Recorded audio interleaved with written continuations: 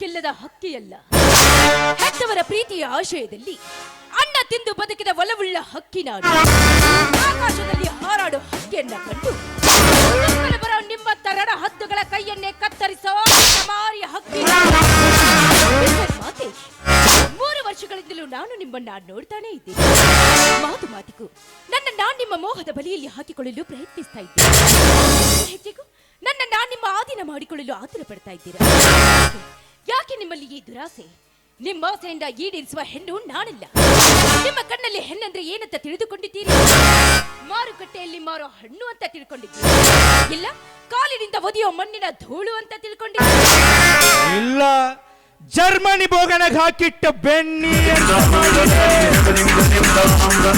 ಆ ಬೆಣ್ಣಿ 3 ವರ್ಷದ ಹಿಂದೆ ಪವಿತ್ರವಾದ ಹಾಲಾಗಿತ್ತು. ಆ ಹಾಲಿನಾಗ ನಾನು ಒಂದನಿ ಹೆಪ್ಪು ಬಿಡ್ಬೇಕಂತನೂ ಮಾಡಿದ್ದೆ. ಆದ್ರ ನಡಬರ್ಕ ಬಂದಲ್ಲ ಅರವಿಂದ. ಪ್ರೀತಿಯನ್ನ ಹುಳಿ ಹಿಂಡಿ ಅದ್ರ ಮೊಸರು ಮಾಡಿ ಮಜ್ಜಿಗೆ ತೆಗೆದ ಬುರ್ಗಾ ತೆಗೆದ ಬೆಣ್ಣಿ ಮಾಡಿಟ್ಟಾನ. ಆ ಬೆಣ್ಣಿನ ತಿನ್ಬೇಕನ್ನೋ ಆಸೆ.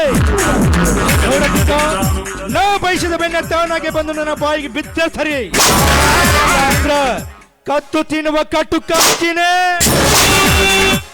ಕಟ್ಕರ ಮಾತಿಗೆ ಹೆದರುವ ಹೆಣ್ಣು ನಾನಲ್ಲ.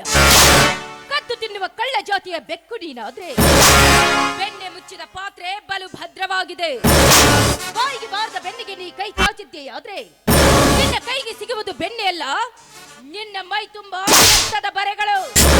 ಎತ್ತದ ಬರೆಗಳು